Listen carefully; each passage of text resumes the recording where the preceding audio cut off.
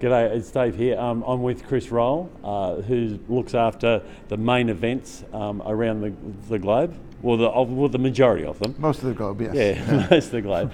And looks after the I Am Freedom mainly, as well as the other home business summits. And I'd just like to say thank you for all the effort you put in. You're welcome. And what's your number one driving force? My number one driving force is I want to make a difference to as many people as I possibly can. So I've been through a transition, I've been through the education, I'm able to live life on my terms, do the things I've always wanted to do. And I know how much better my life is now compared to it was prior to this training and education I've come through.